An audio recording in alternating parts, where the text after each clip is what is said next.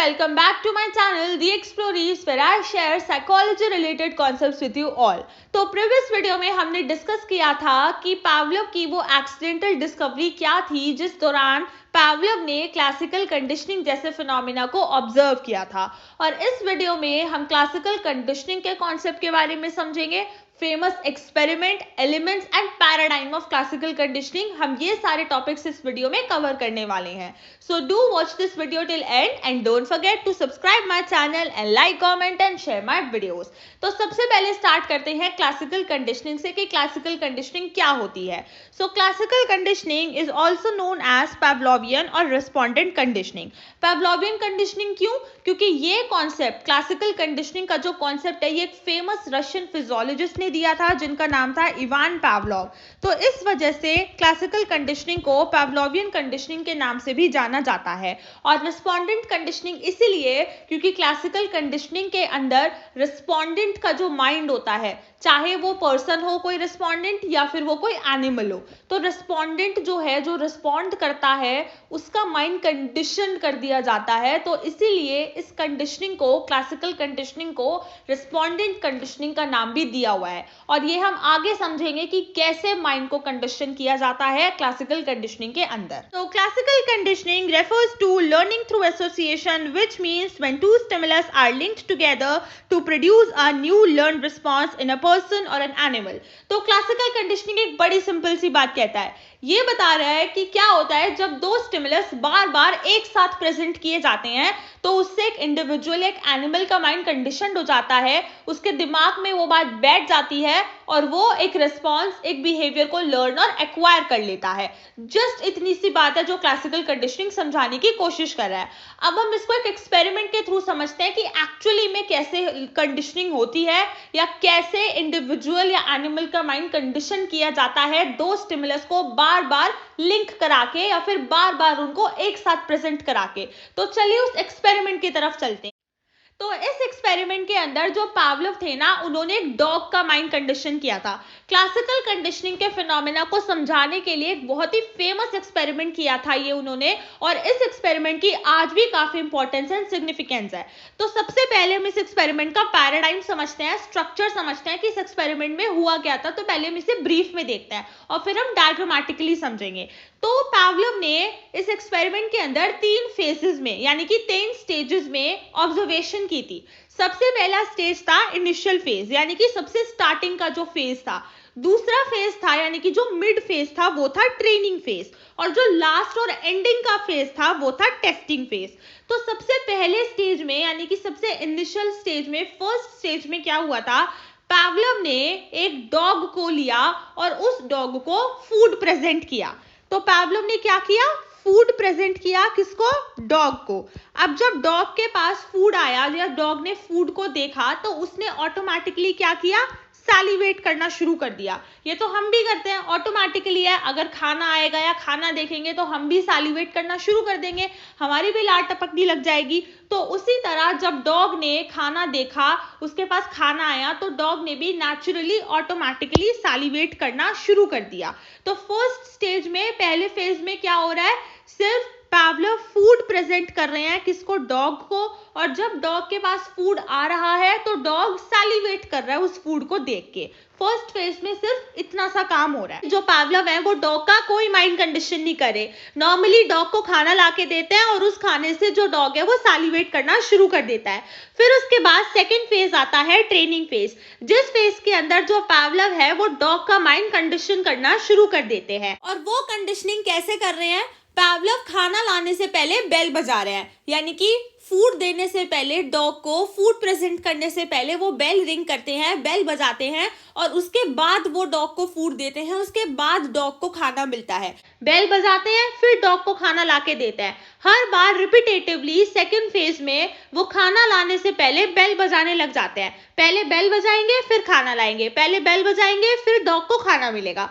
First phase में Pavlov कुछ नहीं कर रहे थे। फर्स्ट फेज में वो बिना बेल बजाए या बिना हॉर्न बजाए, बिना कुछ करे, वो नॉर्मली खाना लाके दे देते थे, जिससे डॉग सैलिवेट करना शुरू कर देता था।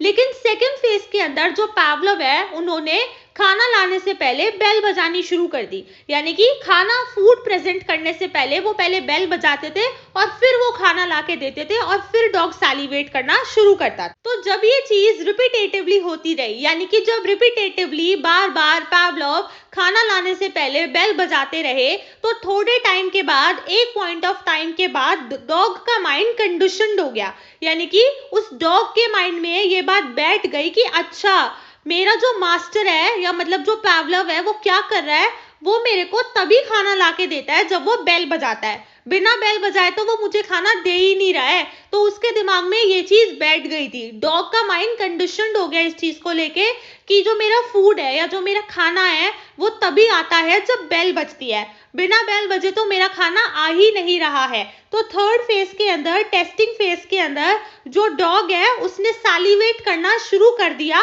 बेल से ही। यानी कि बिना फूड के डॉग ने सैलिवेट करना शुरू कर दिया था। क्यों? क्योंकि उसका माइंड कंडीशनड हो गया था।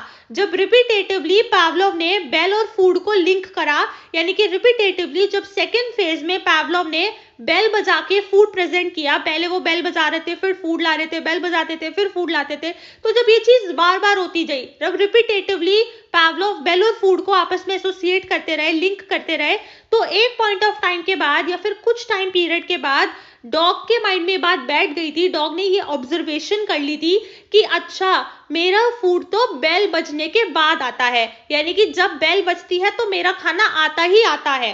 तो उसके दिमाग में बात बैठ गई, उसका माइंड कंडीशनड हो गया। तो थोड़े टाइम बाद उसके लिए बेल ही काफी होती थी जहां पे वो सैलिवेट करना शुरू कर देता था।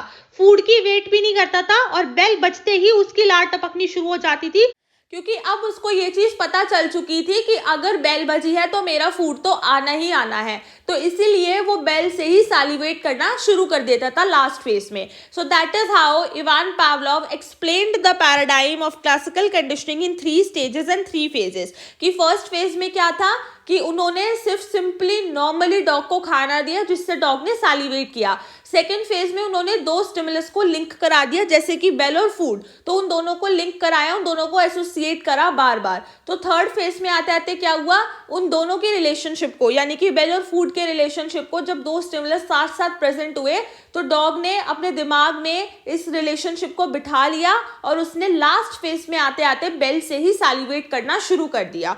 तो ये 3 फेजेस थे, 3 स्टेजेस थे जहां पे पावलोव ने बताया कि क्लासिकल कंडीशनिंग कैसे होती है with the help of an experiment on a dog। तो अब हम क्लासिकल कंडीशनिंग को डायग्रामेटिकली समझते हैं। तो इसमें फर्स्ट फेज और फर्स्ट स्टेज है before conditioning. Before conditioning means कि अभी डॉग के माइंड की कोई कंडीशनिंग नहीं हुई। पावलोव ने डॉग के माइंड को कोई कंडीशन नहीं किया, या फिर अभी तक पावलोव ने ये चीज नहीं दिखाई है कि बेल और फूड का कोई लिंक है या फिर बेल से फूड आएगा। तो ये वो वाला स्टेज है जहां पे अभी डॉग को ये चीज नहीं पता है, या फिर ये चीज उसने अभी अपने दिमाग में नहीं बिठाई कि बेल और फूड का कोई लेना देना है या कोई लिंक और एसोसिएशन है। तो इस फेज में जो बेल है वो डॉग के लिए एक न्यूट्रल स्टिमुलस है। न्यूट्रल स्टिमुलस मींस कि उसको कोई फर्क नहीं पड़ेगा बेल के बजने या ना बजने से। बेल के बजने से या बेल के ना बजने से वो कोई सैलिवेशन का रिस्पॉन्स नहीं देगा, क्योंकि इस फेज में, बिफोर कंडीशनिंग वाले फेज में, अभी बेल के साथ फूड प्रेजेंट नहीं हो रहा है। तो इसीलिए उसको क्या पता कि बेल बजने से फूड प्रेजेंट होगा या नहीं होगा। तो वो बेल पे कोई रिस्पॉन्स नहीं देगा, कोई सैलिवेशन वो नहीं करेगा बेल के बजने से। लेकिन इसी स्टेज में जो फूड है वो डॉग के लिए एक अनकंडीशन स्टिमुलस है, यानी कि एक ऐसा स्टिमुलस जो डॉग के अंदर एक रिस्पॉन्स लेकर आ रहा है नेचुरली। खाना जो होता है, फूड जो है, वो हमारे अंदर नेचुरली सैलिवेशन का रिस्पॉन्स लेके आता है। हम खाने को देखते हैं या स्मेल करते हैं, टेस्ट करते हैं, तो कोई हमें जबरदस्ती नहीं बोलता कि तुम्हें सैलिवेट करना ही करना पड़ेगा, क्योंकि वो हमारे अंदर नेचुरली अकरिंग इनेट रिस्पॉन्स लेके आता है और हम अपने आप ही, हमारी लार टपकनी शुरू हो जाती है खाने को देख के। तो इसीलिए बिफोर कंडीशनिंग वाले स्टेज में फूड को देख के वो रिस्पॉन्स देगा, क्योंकि फूड से कोई कंडीशन इंपोज नहीं हुई है। फूड एक ऐसी चीज है जो उसके अंदर नेचुरली रिस्पॉन्स लेके आ रही है। तो इसीलिए इस फेज में जो फूड है वो सैलिवेशन का रिस्पॉन्स लेके आ रहा है, लेकिन बेल से सैलिवेशन का कोई रिस्पॉन्स नहीं आ रहा। फिर जो नेक्स्ट फेज है वो है ड्यूरिंग कंडीशनिंग, यानी कि जब डॉग के माइंड की कंडीशनिंग की जा रही है। कैसे? बेल और फूड को साथ साथ प्रेजेंट करा के।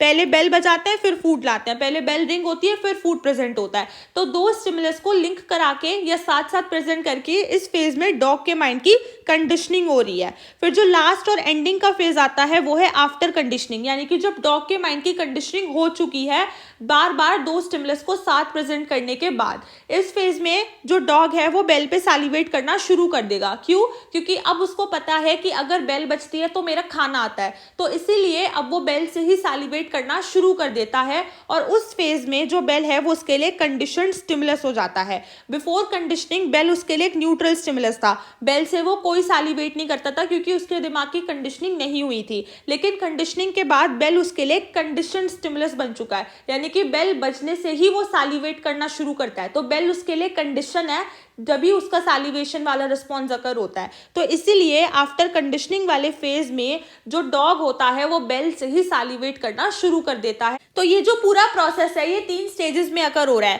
फर्स्ट स्टेज हो रहा है बिफोर कंडीशनिंग, मतलब जहां पे डॉग के माइंड की कोई कंडीशनिंग नहीं हो रही। यहाँ पे जो डॉग है वो फूड को देख के सालिवेट करता है लेकिन बेल से कोई सालिवेशन नहीं करता। क्यों? क्योंकि इस वाले फेज में अभी बेल के साथ फूड प्रेजेंट नहीं किया जा रहा। इस फेज में बेल बचा के खाना नहीं दिया जा रहा, सिर्फ नॉर्मली खाना दिया जा रहा है। तो इसीलिए वो फूड को देख के तो सालिवेट कर देता है लेकिन बेल से सालिवेट नहीं करता, क्योंकि अभी बेल और फूड का लिंक नहीं कराया गया।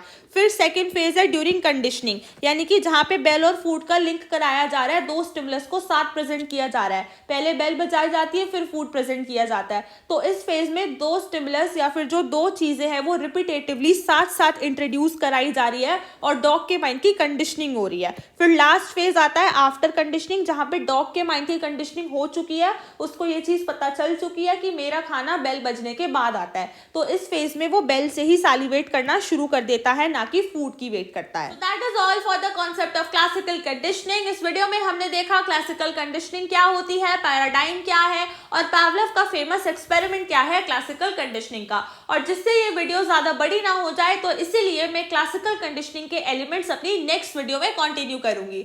So hope you like this video. Please like, comment and share and do watch my next video.